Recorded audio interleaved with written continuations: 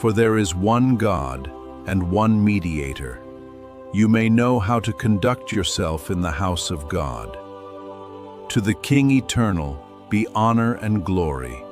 Welcome to The Explainer. Today, we're taking a deep, fascinating journey into a really critical transition point in ancient Christian history.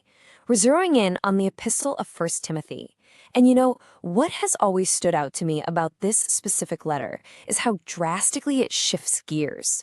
We're moving away from this soaring, cosmic, almost mind-bending theology and dropping right down into the gritty, highly practical survival of a fragile human community.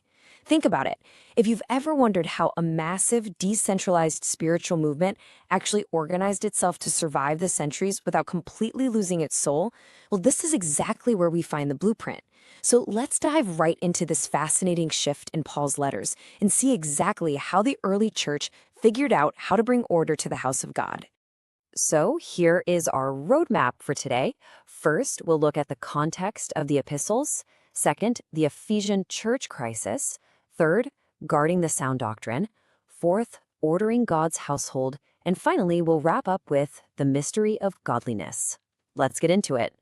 Section 1. Context of the epistles, Paul's 13-letter library. Okay, to really grasp what's going on in 1 Timothy, we first have to understand exactly where it sits within the Apostle Paul's complete 13-letter library.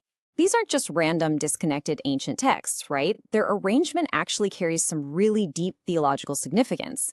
If you look at the timeline we've mapped out here, you can clearly see three distinct eras of Paul's writings. First up, we have the traveling epistles. These were written roughly between AD 49 and 57, right in the thick of Paul's active missionary journeys. And the primary concern here was all about laying down the foundational doctrine for these newly planted Gentile churches. Next, we move into the prison epistles, written a bit later from AD 60 to 62 during Paul's first Roman imprisonment. This is where his writing reaches these incredible high theological altitudes. But then we hit our third group, and this is where our focus is today, the between imprisonment epistles. Written between AD 62 and 67, this trio, 1 Timothy, Titus, and 2 Timothy, was penned in that brief, highly intense window after Paul was released from his first imprisonment, but before his final martyrdom under Nero. And notice how the focus entirely shifts here. Suddenly, it's all about church order, leadership qualifications, and guarding sound doctrine. Now, what's really fascinating here is just how dramatic this tonal shift actually is. I mean, it's almost like theological whiplash. But here's the thing you have to keep in mind. Paul isn't abandoning the high theology of his prison letters. He's not leaving behind the majestic, cosmic nature of Christ.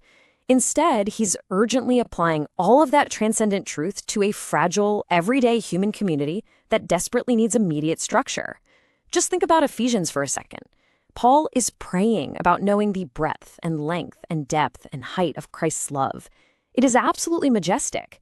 But then you flip over to 1 Timothy, and suddenly he's laying out rules for who qualifies to lead a meeting or how exactly widows should be cared for in the community.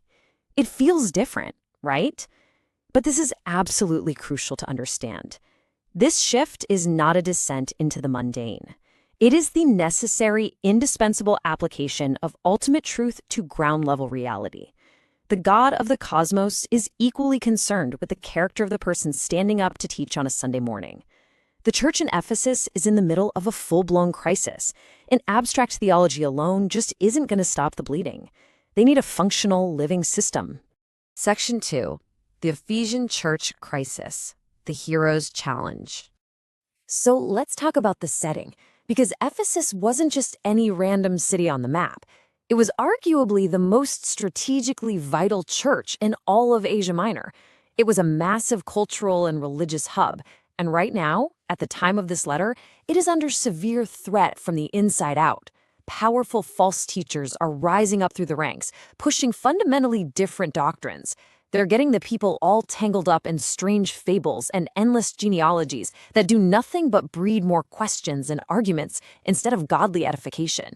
It's a mess. And who exactly does Paul leave in charge to fix this high-stakes disaster? Timothy. Just imagine the anxiety this guy must have been feeling. He's a young, physically fragile delegate, stepping up to face wealthy, highly influential false teachers, and he's doing it without his usual backup. There are no other apostolic heavyweights around to support him. Now, Paul calls him my own son in the faith, which is a beautiful phrase that gives Timothy an incredibly deep personal authority from Paul. But make no mistake, the pressure resting on this young man's shoulders was absolutely monumental. Because of those massive stakes, Paul issues this deeply personal, incredibly urgent charge to Timothy. He's essentially telling him, look, you have to become the living pattern of the very truth you're trying to defend.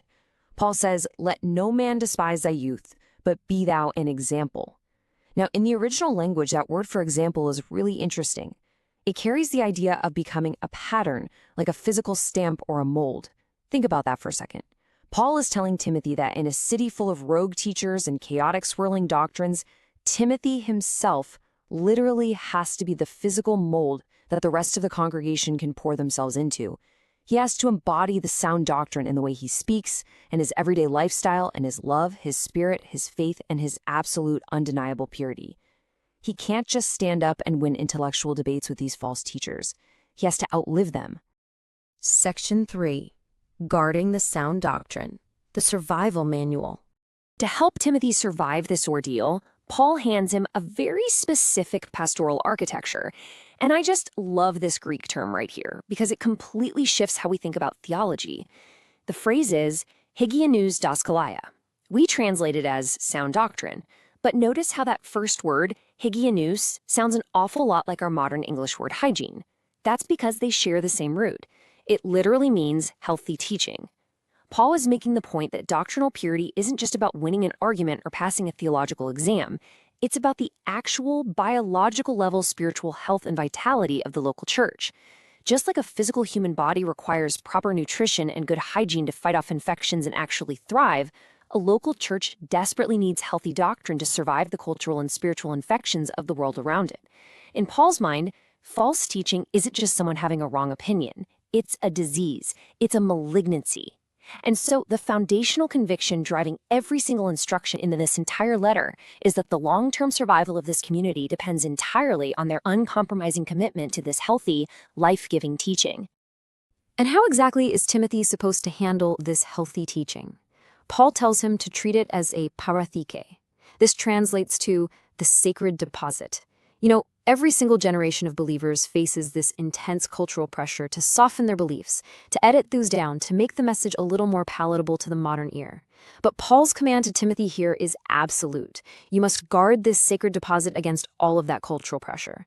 In the ancient Greco-Roman world, a paratheke was a highly valuable deposit, like a bag of gold or precious jewels, that you entrusted to someone for safekeeping. Think about it. If you take your life savings and deposit it in a bank vault, you don't expect the bank manager to creatively edit your money, right? You expect them to guard it with their life and return it to you exactly as it was given. That's the exact metaphor Paul is using. He's telling Timothy the gospel is not up for revision. It cannot be contextualized away. It cannot be softened for relevance. And it certainly shouldn't be updated just to sound more intellectually sophisticated to the pagan culture next door. Timothy is the guardian of the vault. His one and only job is preservation. Section 4. Ordering God's Household, the Blueprint. Once that doctrine is secure in the vault, so to speak, Paul provides the explicit blueprint for how this community needs to operate on a daily basis. He calls the church the oikos theou, the house of God. Now, we need to be careful here because in the Greco-Roman world, an oikos was absolutely not just a physical brick-and-mortar structure with a roof on it. It was an entire, comprehensive social reality. It was a deeply ordered community made up of family members, servants, and associates, and everyone in it was defined by their relationships and their specific responsibilities under the ultimate authority of the head of the household, the paterfamilias. So when Paul looks at this fragile community and says, "You are the house of God," he is saying that God himself is the divine householder. That changes everything. It means the church isn't some cold institution. It's a living family. And therefore, every single rule, every interpersonal relationship, and every leadership appointment has to perfectly reflect the character and the standards of God, the ultimate father of the house. Okay, so let's look at the actual sequence of how Paul wants Timothy to structure this household. There's an incredibly specific order of operations at play here. Step 1, suppress the false teachers. Timothy has to immediately silence the men who are teaching these fundamentally different doctrines and endless fables. You have to stop the theological bleeding first. Step 2 is really fascinating. Before Paul ever brings up who gets to be in charge, he says the absolute first priority, the very first order of business when the church gathers, is expansive, comprehensive prayer, supplications, intercessions, and giving thanks for all men. And he specifically includes kings and those in authority. Why is that such a big deal? Because remember, this is the Roman Empire. These authorities might be the very people persecuting them. But Paul says, pray for them anyway, because there's only one God and there's only one mediator between God and men. Everyone, from the emperor on his throne in Rome to the lowest servant sweeping the floors in Ephesus, stands at the exact same distance from God and needs the exact same mediator. It's a profoundly leveling thought. And it's only after this massive theological baseline of prayer is established that Paul finally moves to step 3, implementing the actual leadership structures. Which brings us to what is arguably the most important single paragraph in the entire history of church organization. Here, Paul sets the standard for the bishop or the overseer. But just look at this list. If we were writing a job description for a leader today, we'd probably expect things like visionary, charismatic, highly educated, great manager, maybe an MBA. But look at what Paul values. He says the leader must be blameless, meaning he lives in such a way that no one can easily make a legitimate accusation stick to him. He must be a one-woman man, sober, given to hospitality, gentle, and definitely not greedy. And look at this one. He has to manage his own household well.